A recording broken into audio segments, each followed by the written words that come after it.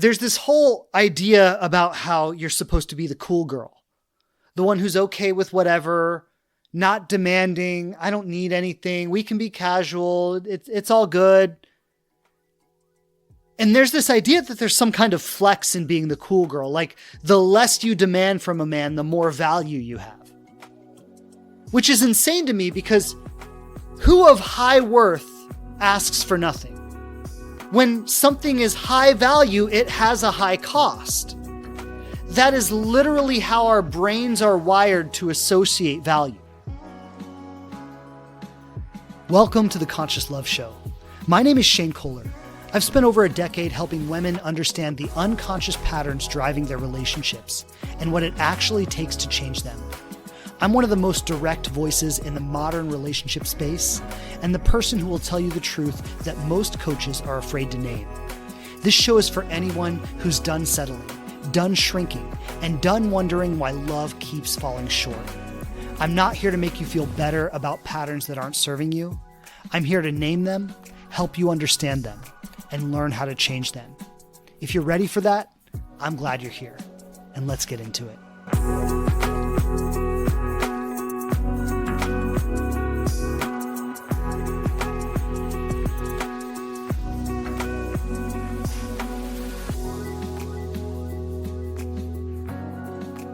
Most dating advice is telling you what to say or how to say it or when to say it. And so many of us are out there trying to say the perfect thing at the perfect time, in the perfect way, to get the perfect result from the person we like. And it's not working. It's failing. And the reason it's failing is because it literally doesn't matter what you say or how you say it or when you say it. It only matters where you're speaking it from. But it's so much easier to sell the idea that these are 3 magic words you can say to a man that will make him fall in love. It's a lot harder to sell the reality that you could say those 3 magic words in the perfect magical way every time, but if those words are out of alignment with where you're standing when you say them, if those words are not being spoken with presence and self-possession, they're not going to land right even when they're perfect. And the idea that there are even 3 magic words is a little bit of a lie, because when you speak with presence and self-possession, basically anything you say is going to land, because it's coming from a real place. We almost treat it like when a woman's getting to know a man, he's sitting back with some kind of scorecard and assessing her behavior, and like she's got to get a perfect score. And the reality is he's not assessing your words. He's not assessing your behavior. He's not even consciously aware of 90% of what he gets from you. But it's landing in his unconscious in a very real way.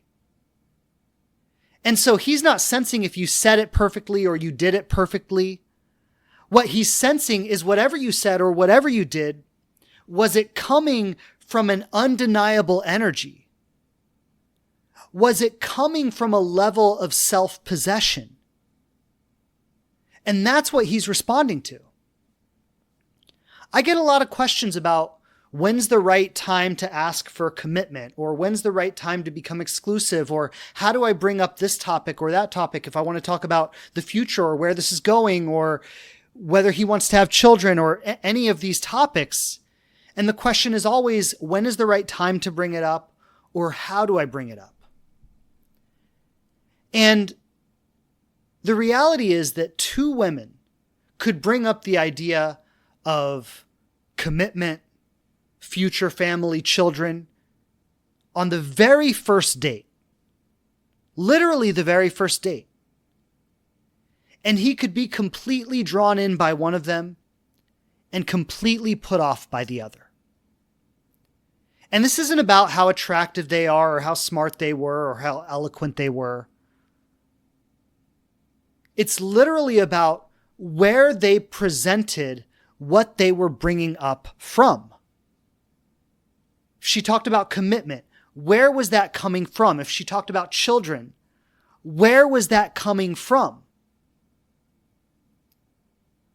Because especially in the early stages, there are two distinct ways that a man will experience a woman. One is she shows up, she says, I know who I am, I know what I deserve, I know how I want to be treated, I know the life I want, and I am assessing this relationship, and I am choosing into it or choosing out of it based on how much I realistically believe you can offer me that. The second one is the one who shows up and says, I don't really feel like I deserve much, or I don't believe I can have much, and I'm just hoping I can get a little bit of what I need from you. The irony is the one who wants it more or who needs it more has the ability to call it forth less. Because the woman who shows up as the chooser, the woman who shows up saying, I know what I want, and I'm choosing into this or out of this based on how much I think you can really give it to me. To him, she feels like a challenge. She feels like the adventure of a lifetime. And the one who shows up and says, well, I don't really feel like I deserve much. I'm just hoping I can get a little bit here.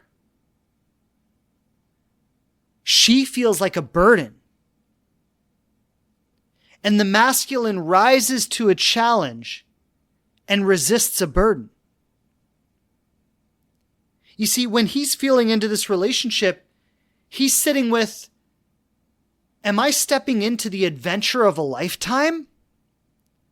Or am I picking up a burden that I'm going to have to carry around for the rest of my life?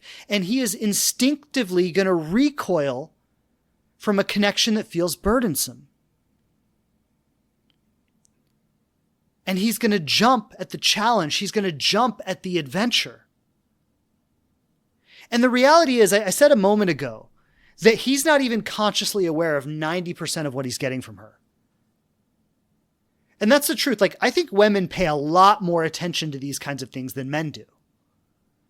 You know, a woman will go back after a date and she'll recount every detail and everything she felt and the way the words were said. And she'll read so much into all these little behaviors, and it's beautiful, right?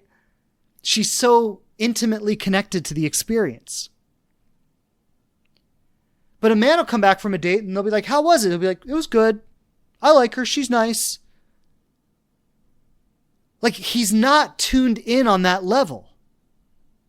But he's feeling a lot more than he's consciously aware of. And so women will often be confused because she'll say, I thought he really liked me. I thought we were getting along. And he did like you. And you were getting along. That wasn't fake. That was real.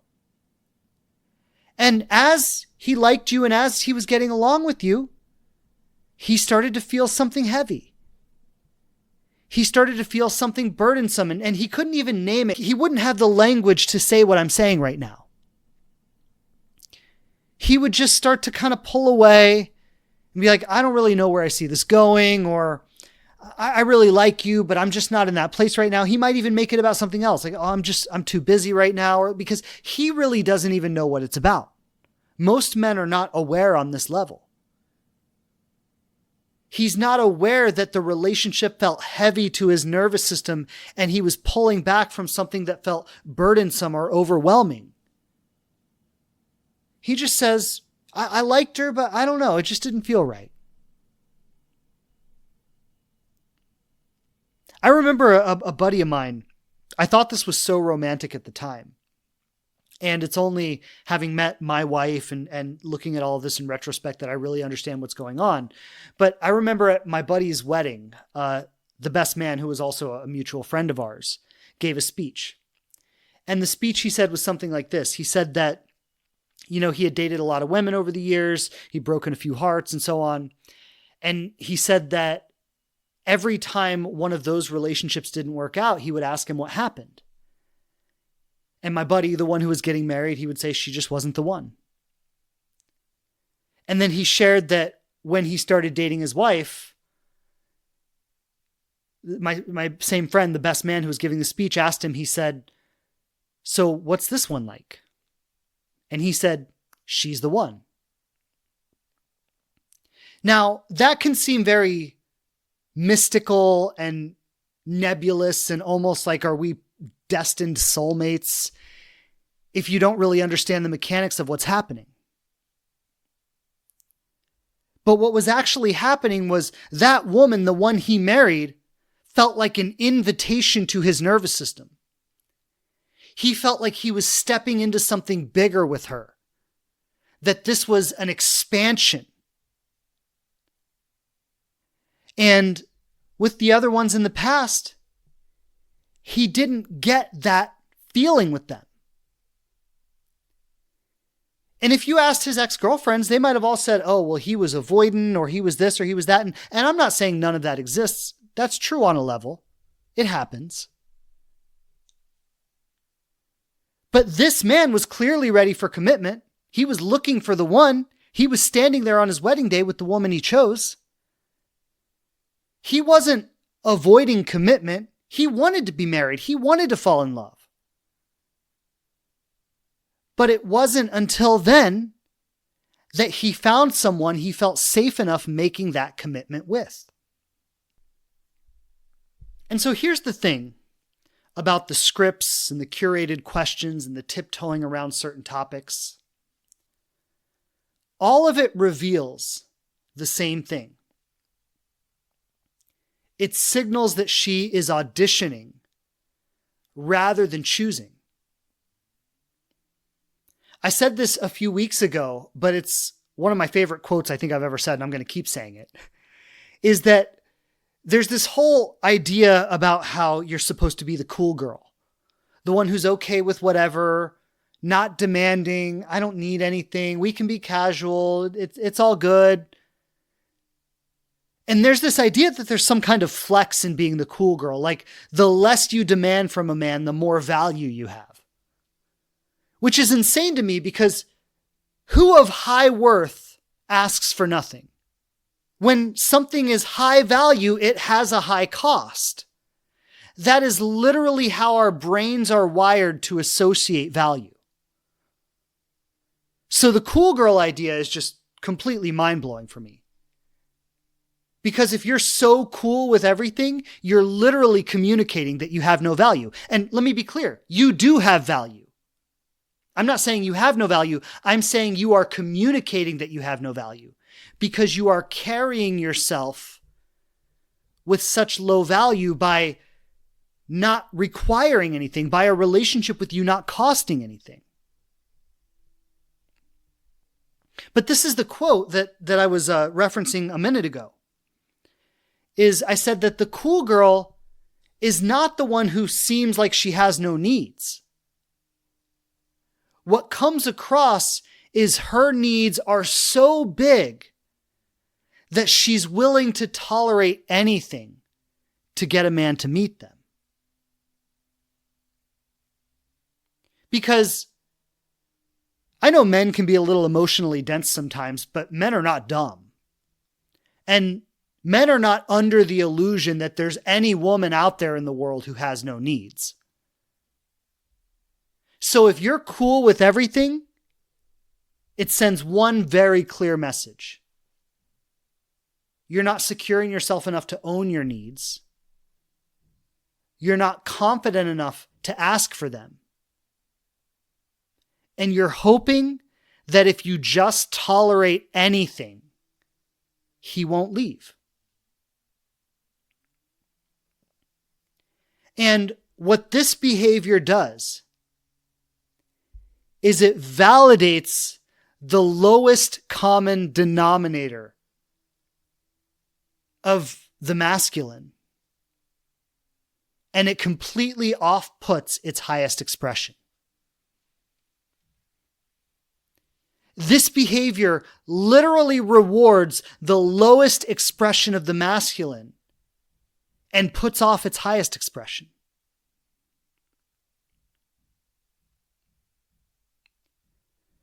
We talk a lot about how women want to be chosen.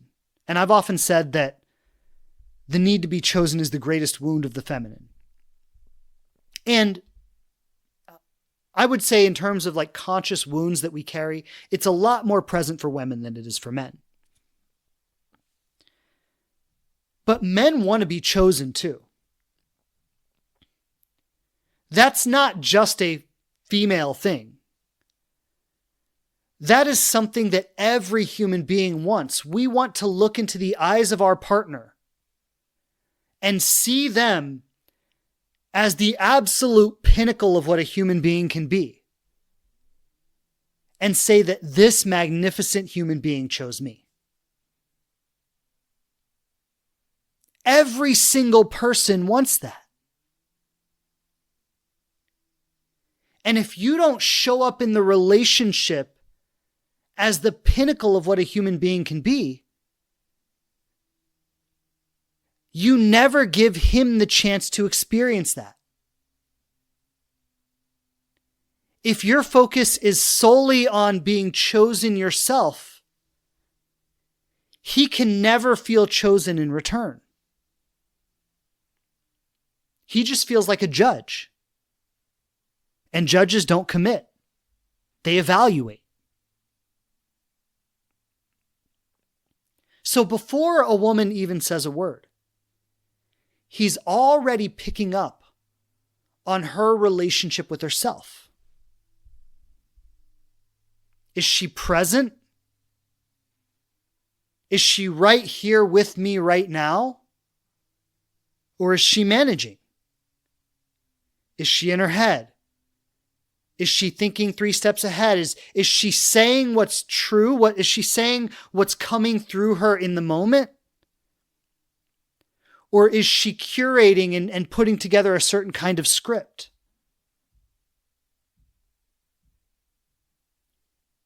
Is she genuinely interested in who he is? Or is she monitoring how she's landing with him? Right? Like, is she showing up curious about this connection? Like, I'm curious about who this person is. Or is she monitoring whether she's getting through with him or not? Because it's very interesting. Like, curiosity is, I always say, curiosity is one of the best attributes for creating authentic connection with people. And something that's interesting about curiosity is it's inherently non-committal. Curiosity isn't, I want this. Curiosity is, I don't know if I want this, but I want to find out.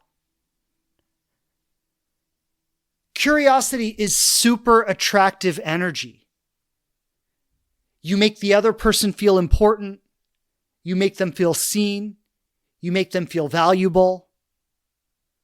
While at the same time, preserving your own ability to choose.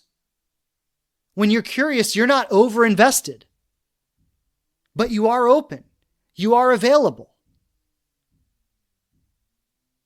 When you're genuinely interested, when you're curious, you are inviting connection. When you're monitoring how you're landing with him, the underlying message you're sending is, I want this. And I'm trying to manage the conditions so that I get it. So if you notice that you tend to be more in the pattern of auditioning or hoping to be chosen rather than being the chooser, the most important question becomes, okay, how do I shift this? Because just telling yourself to be more confident clearly doesn't work. And if the answer was that simple, you would have done it already, right? So the question becomes, what am I stuck in that is preventing me from being more secure, from being more confident, from having more of an undeniable presence? And in this specific pattern that we're naming in today's episode, there are a couple of relational blueprints that you'll probably align with very closely. But if you haven't taken my relational blueprint quiz yet, I would say go do that now, because having the context for your blueprint and understanding what that blueprint is all about is going to really help you unpack this. And I'll leave the link for that in the show notes. You can go to inspiredloveapproach.com/blueprint, or just go right below in the show notes where you're listening to this right now, and you can click the link there. But when you take the relational blueprints quiz, First, just in about 3 minutes after taking the quiz, you'll get a result that will name your blueprint and give you a description of it. And then once you get that name and description, you can opt in to receive a video breakdown where I explore that blueprint with you in detail. And just that alone will give you a lot of context for what's happening with this pattern and exactly what to do about it. But what we need to understand here is that our behavior does not exist inside of a vacuum. It is a product of something that is happening underneath that behavior. And so you can't just change the way you relate without changing the way your nervous system is experiencing the whole thing. And once you shift the way your nervous system is experiencing what's happening, your behavior will automatically shift. This is why the scripts and the methods and the strategies don't really work, because you're trying to implement a secure strategy or secure language over an insecure nervous system experience, and they don't match up. So you can say the perfect thing, but it's coming from a dysregulated place, and that's never going to land the way you want it to. So what do you really do about this? The first step with any real shift we make in our lives is always awareness, right? You have to be aware of the pattern. And I would assume that on some level, you're already aware of the pattern, because if you weren't, you wouldn't even be listening to this, right? This is a conversation for people who are aware of our patterns and want to actually do something about them. So you're probably already there, at least to a large extent. And if you take the quiz and learn about your blueprint, that'll help increase the awareness. But awareness itself doesn't fix anything. Right? So awareness itself just helps us see the problem. Sometimes it can even increase our shame because we're aware of it, and we think because we're aware of it, we should be over it, but it's still happening. And then we think we're just so screwed up that nothing can ever help us. I know some people will relate to that. And a lot of the people who come to me and people I work with in my program, they come saying, look, I've read all the books, I've taken courses, I've done podcasts, I'm a therapist or a coach myself, and I'm still stuck in these patterns. And the reason you're still stuck in these patterns, even after you've learned so much, is because awareness doesn't change the way your nervous system experiences what's happening. It only allows you to see clearly the way you are experiencing it. It doesn't change how you're experiencing it. So what changes how you actually experience it? If we look at the pattern you're operating in, and for purposes of this conversation, we'll just stick with what we're using here, this idea of auditioning, or this idea of hoping to be chosen, this idea of trying to say the perfect thing at the perfect time in the perfect way to get the perfect result. So your behavior is curated. If you're living inside of this pattern, you've got to think of this pattern as a familiar comfort zone that you've been inside of pretty much your whole life. It goes back to when you were very, very young. And your nervous system has learned that if I stay inside of this pattern, I stay safe. That doesn't mean you stay happy. It doesn't mean you feel good all the time. But it means on an existential level, you feel safe. Sometimes I'll talk, for example, to an anxious woman about the experience of living inside of anxious attachment. And I'll tell her, well, you're comfortable inside of that experience. And she'll say, it's not comfortable at all. It's hell. So I want to clarify this point is that I'm not saying it feels good. But the comfort I'm speaking about lies in the familiarity of it. Anxious women generally think that they're terrified of abandonment. You're not terrified of abandonment. You've experienced abandonment so many times it feels like a second skin to you. You don't like abandonment. You hate the way it feels when it happens, but there's a familiarity in it that is way more comfortable than what it would be like in a relationship where you weren't being abandoned. This is why women who are typically anxious have a type of avoidance that shows up when they meet a secure partner. And this is why they always chase avoidant men, is because the dynamic of being an anxious woman in relationship with an avoidant man is a kind of familiar comfort that their nervous system knows how to handle. But when a secure man shows up and says, I really want to be with you, I choose you completely, that's a foreign experience to the nervous system that it doesn't know how to receive. And that's when you see an anxious woman suddenly become avoidant. Now, I digress with that example a little bit, but my point in bringing it up was to illustrate that the pattern is a familiar nervous system state that we know how to navigate. And on some level, we feel that as long as we are operating inside of that pattern, we're safe. Now, the way we break that pattern is to start to intentionally push ourselves into experiences that we feel are unsafe. So in the example we're working with today about auditioning and about trying to be chosen, the work would be to do the exact thing that breaks the script. It would be to do the exact thing that breaks the performance.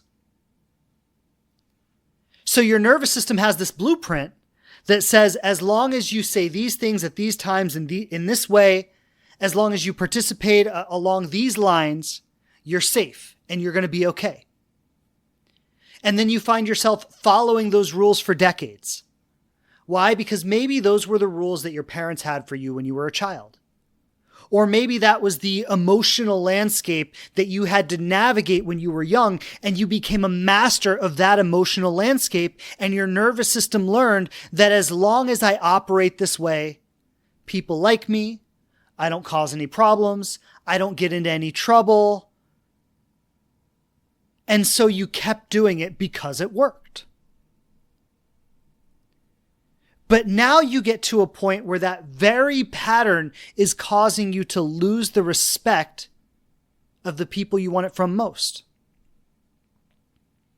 Of the men you're attracted to. Maybe even with work or with friendships. You end up becoming a doormat. People walk all over you. I don't know if that's happening, but it's something that does sometimes happen in these kinds of patterns. Right? So the very survival pattern that worked for you when you were young, the pattern that ensured your safety, has now become a threat in and of itself. And this is the position that most of my clients are in when I come to them. The same pattern that's been working their whole life isn't working anymore. And they reach a point of deep frustration because they see themselves acting out in the same behaviors that they know aren't working, and they literally can't stop it. So the way out is to break the script. The way out is to break the performance. If you've been operating to get approval your whole life, go out and intentionally operate in a way that will get you rejected, or that you believe will get you rejected. What's funny sometimes is you start doing that, people like you more than ever because you're actually being authentic. But you believe it'll get you rejected, and that's what matters. And the reality is sometimes you will get rejected. There's a training they have salespeople do. Some of you are probably aware of this. But there's a training they have salespeople do. And I've heard of them doing this with young men too, in young men's groups. Where it's go out and introduce yourself to 100 women and just get rejected over and over and over again. Or with salespeople, it's go door to door and just get rejected over and over and over again. And the reason they have these tools in men's groups or in sales trainings is because they're literally training people to develop the nervous system resilience to not experience rejection as a threat. I've often shared that when I was young and I was dating, I actually did this for myself. I wasn't in a group or something that told me to do it. I just started doing it. I made a commitment to myself. I said, whenever I'm in an environment and there's a woman there that I have any level of attraction to, I'm going to go up, say hi, and ask her if she wants to get a cup of coffee. I don't think I would have met my wife if I didn't have that rule. Because turns out that's exactly how I met my wife. And by the time I had gotten to that place with my wife, I was so secure in doing that because I had done it over and over and over and over and over again, that when I shared this actually on last week's podcast, the story about how I met my wife, but I had been invited to this brunch with a group of mutual friends there. And my wife, who I only kind of barely knew, walked in, and we had exchanged maybe a few words. And I looked up, and without a second thought, I said, "Fatima, come sit next to me." It was the most natural thing. It wasn't performed. It wasn't awkward. It was just the most natural thing. "Fatima, come sit next to me." The reason it was so natural was because my nervous system felt completely safe doing it by that time. But it took a lot of work to get there. And so the reality is that we have to train our nervous system by anchoring new secure experiences. Whatever your rule is that you don't break, you have to break it. And what you'll find is that in the beginning you break it and it's a little awkward and people might respond to it awkwardly. But that's a good step. Because the more you do that, the more comfortable you get doing it. You might think, oh, well, if I break my script and then it comes across awkward and then someone receives it awkwardly, like, oh my God, I would die. Like, I don't want to do that. And what you realize is the exact opposite. Like, yeah, it sucks. It's a little uncomfortable and a little weird and embarrassing for a moment. But then what happens on the other side of it is your nervous system actually learns, hey, I didn't die. So even if you get rejected, it's still a win. But there's a distinction I want to make here. And this is something I've been working with recently in my program. And it's something that I've identified and I want to name it because it's important. There's so much talk about nervous system regulation right now. And everyone's saying, when you feel uncomfortable, regulate your nervous system and breathe and do yoga and all these tools to regulate your nervous system. And what it's becoming is another form of avoidance. We're trying to erase any uncomfortable experience by regulating. And that doesn't build resilience. That doesn't anchor safety in your nervous system. That actually just trains you to avoid things that are uncomfortable. The moment you get uncomfortable, I got to go meditate. I got to go do breath work. I got to go regulate.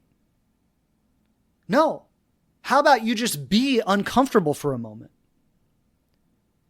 And so there's something I've been working with in my program and with my clients, and distinguishing the idea of being regulated from the idea of being centered. Centered is what happens in the midst of discomfort. I'm not trying to regulate myself out of it. I'm not trying to make the discomfort go away. I'm actually standing in the discomfort with my 2 feet on the ground and saying, I'm okay right now. I can handle this. I can stand in the fire and I can let it purify me. It's a way of thinking about it. So you're not actually trying to regulate. You're not trying to get to a place of comfort. You're teaching your nervous system to embrace the discomfort. I was on a podcast recently with Aaron and Sarah Foster, the world's first podcast. We had a lot of fun together. But I shared something on this podcast that blew both of their minds. Is I said that at the end of a first date, a woman should text the man, if this is true, if this is genuine for her, a woman should text the man and say, thanks for tonight. I had a great time. I would love to do it again. And they were both like, oh my God, you would really tell a woman to do that? And I'm like, yeah, because here's why. One, if it's true, you're just being authentic. You're just operating with enough self-possession to securely say what's true for you. And this is the kind of thing that goes against the script, right? Oh, don't say that. Don't let them know how much you want them, right? Like, these are the exact kinds of scripts we have to break. So you're saying what's true for you. You're speaking with enough self-possession to own your truth without shame and be vulnerable that you actually did have a good time, that you actually do like him, that you actually do want to see him again. So that's one part of it. Another part of it is you make him feel like a hero who did something right. If he showed up and gave you a great experience, you're rewarding him. So you're training his nervous system to understand that if you please me, you're going to be rewarded for it. That's compelling to a man. But then the other thing, and maybe this is the most important part because this is what I said on the podcast. I said, well, what's the worst thing that could happen? He says, thanks, but I don't feel the same way. I don't want to take this any further. Or maybe he doesn't even say that. Maybe he just ghosts you. And I get that, yeah, some of us might feel like that's mortifying. Like, oh my God, if I told him I wanted a second date and I put myself out there like that and I just got rejected, I would be mortified. Well, the reason you would be mortified is because you never do it, so you haven't taught your nervous system that it's actually safe.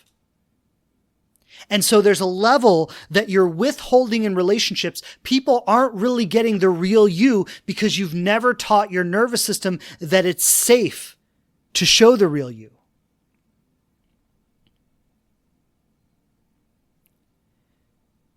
And this is why it doesn't matter what you say or how you say it or when you say it.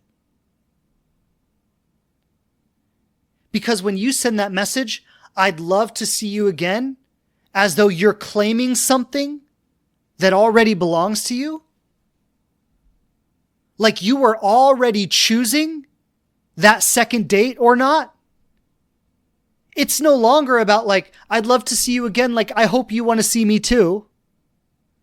It's about, I want to see you again. Like I'm giving you permission to ask me out again because I approve.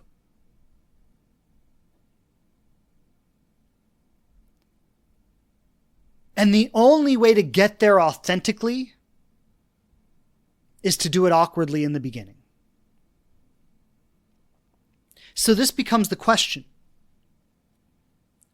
Are you going to stay inside that comfort zone that feels safe and familiar to you and keep circling the same old patterns, doing the same old things, getting the same old results?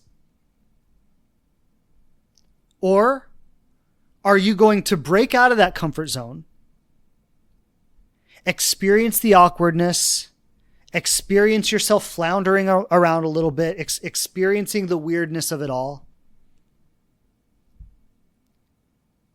and give your nervous system enough bandwidth to stabilize into a new normal? Because see, going back to what I was saying about centered versus regulated, this is what the regulated state is. When my wife walked into brunch that day and I said, Fatima, come sit next to me, I was regulated.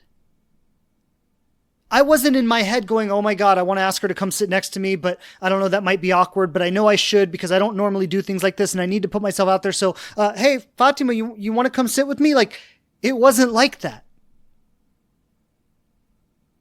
It was the most natural thing that wanted to come through me, and I just let it come through. But that only happened because I had been in that awkward position so many times before. And the reality is, my wife was attracted to that. I wasn't the most likely candidate. But I had a presence about me that drew her in more closely.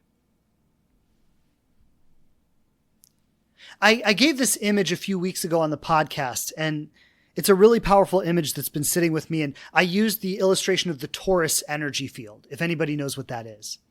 So the torus, it's like a sphere that's collapsed in through the middle, almost like a donut shape, but sometimes a little rounder than a donut. But if you imagine yourself standing inside of the middle of a torus energy field, what that is it's a self-sustaining energy field. And this is actually the shape of galaxies. It's the shape of plant life. And like this form shows up in nature from the smallest part to the largest part over and over and over again, wherever we see self-sustaining energy fields. And in fact, the human heart, this is what I shared a couple weeks ago, the human heart actually produces a measurable toroidal energy field. So this is actually scientific. It's not just metaphysical woo-woo stuff. But the idea is, and this is maybe the woo-woo part, is that we deduce that when a human being is operating in a high vibrational state, or when they are really standing in their power in a real way, that energy field that their heart is producing is expansive and more far-reaching. And when not, that energy kind of collapses inward. And so the illustration I gave was that if you imagine yourself standing in the center of a toroidal energy field, this is a self-sustaining, self-circulating energy field. And if that is expanding outward and you carry a lot more energy, a lot more presence, a lot more self-possession, that field expands outward and it draws things into it. So people, experiences, abundance, things like that. And when you're operating in a state of lack or a state of deprivation, our energy field actually collapses inward. So if you imagine almost a void where your heart would be, and instead of the heart producing energy and moving it outward, it's like all the energy is being sucked into it. And so the person standing in the center of a self-sustaining energy field is creating a field around them that is attractive, that is uplifting, that is drawing things into it. A man steps into that field and he says, I want to be a part of this energy. I want to live inside this energy. And that person is maybe standing with their hands at their side, open-bodied, open, available, but certain in their stance. And then if you imagine the person who has the field collapsing inside of them, like it's draining energy into them, like what are they doing? They're reaching out with their hands to get a hold of something and pull it in. And this was the part about the illustration that I thought was so profound, was that this person is reaching out with their hands and they're actually keeping things at an arm's length. Did everybody get that? When you are reaching out and trying to pull something towards you, you are actually at the same time pushing it or keeping it away. The very act of reaching out is putting an arm's length barrier between you and everything else. But when you are self-sustained in your own energy, your hands are sitting gently at your side, your body is wide open, you're available, and things are just stepping into that energy.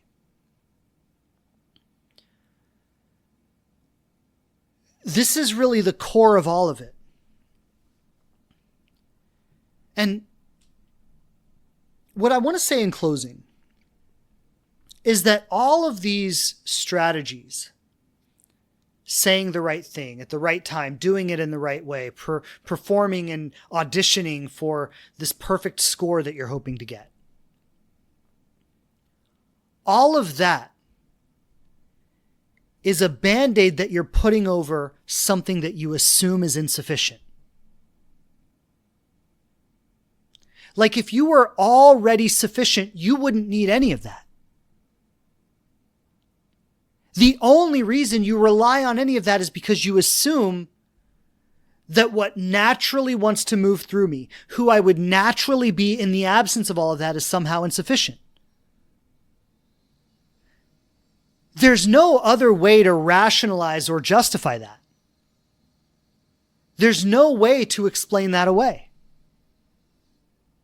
You wouldn't be doing all of or any of that if you didn't assume that what would come through otherwise was insufficient. That's the only explanation. But the biggest lie in all of this is the idea that what's there is actually insufficient. That's not the truth.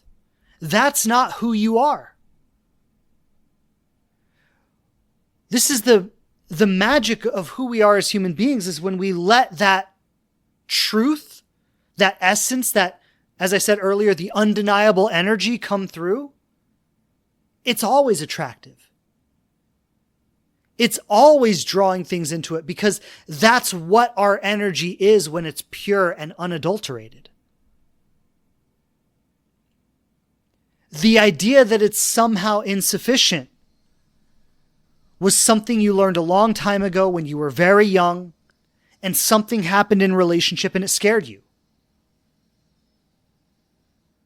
Maybe it was the emotional unavailability of a parent. Maybe it was the high stress environment of your childhood. Maybe it was the way you were required to perform, or maybe it was the dynamic between you and the other kids at school, or the experiences you had with your first boyfriend or your first girlfriend, or any number of these things. But something happened in your past that scared you. And your nervous system, your brain and body, the neural pathways in your brain, this is all connected. It started shaping itself around that fear and adapting itself to that fear. And the more you believed you needed that adaptation, the more you believed in your own insufficiency. Because both are two sides of the same coin. You can't believe you need the adaptation without also believing you're insufficient. And the more you believe in the adaptation, the more you also believe in your own insufficiency. And so what we're talking about here is a way of retraining your nervous system into believing in your own sufficiency. And you only do that by breaking all the rules. And yes, it comes across as awkward and it comes across as uncomfortable until you get to the place where you can really stand in it and just say, this is who I am and I'm comfortable with me. And if someone doesn't like it, they don't like me. And why would I put so much time and energy and effort investing in someone who doesn't even like me? That starts to be the prerequisite before you'll choose anyone. They got to be choosing you.